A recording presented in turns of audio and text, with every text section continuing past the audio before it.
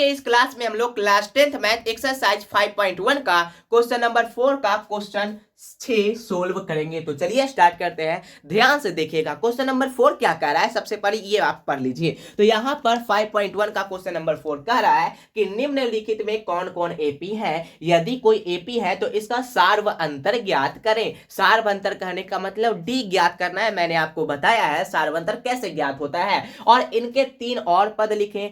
कब 3 और पद लिखना है, अगर इसके सार्वंतर समान है तभी हमको 3 और पद लिखना है। ठीक है, तो सबसे पहले तो इसको हम चेक कर लेते हैं। ठीक है ना, इसको हम चेक ही कर लेते हैं। पहले हम चेक करते हैं, इसको उतारना नहीं है, बस आप देखिए ध्यान से। हमको सार्वंतर निकालना है तो हम सार्वंतर निकालते हैं। ठीक है, सार्वंतर यहाँ पर डी बराबर क्या हो जाएगा, तो दूसरा पद में से हम घटाएंगे पहला पद को। अच्छा, दूसरा पद में से पहला पद को घटाएंगे तो दूसरा पद क्या है, 0.22 है। ठीक है, फिर माइनस में यहाँ पर पहला पद है 0.2। ठीक है, तो अगर हम इसको इससे घटाएंगे, ठीक है, तो क्या आंसर आएगा, तो चलिए घटाते हैं। 0.22 में घटा देंगे 0.2 को तो आंसर आएगा 2 0.0, यानी कि हमारे पास आंसर क्या आता है 0.02। कितना आएगा, डी का मान यहां पर आएगा 0.02। ठीक है, तो क्या एक से पता चल गया कि ये एपी में है, नहीं, और निकालना होगा। ठीक है ना, और निकालना होगा तभी हमें पता चलेगा कि ये एपी में है या नहीं है। ठीक है,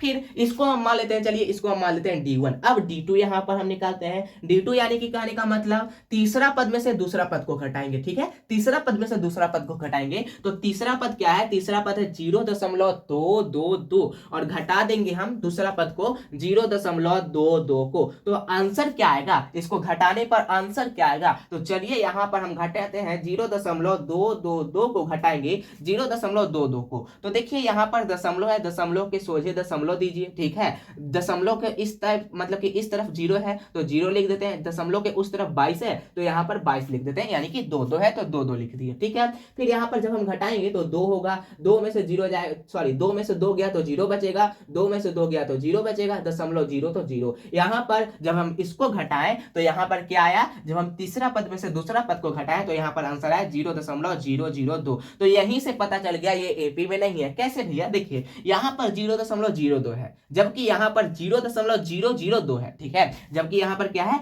0.002 है, तो ये हमारा आंसर मतलब कि ये जो है ये एपी में नहीं है क्योंकि इसका सार्वंतर समान नहीं है। इसका सार्वंतर समान नहीं है तो क्या और इसके और पद निकलेंगे, नहीं निकलेंगे, तो लिखेंगे अतः इस एपी का, क्या लिखेंगे, अतः इस एपी का सार्वंतर, इस एपी का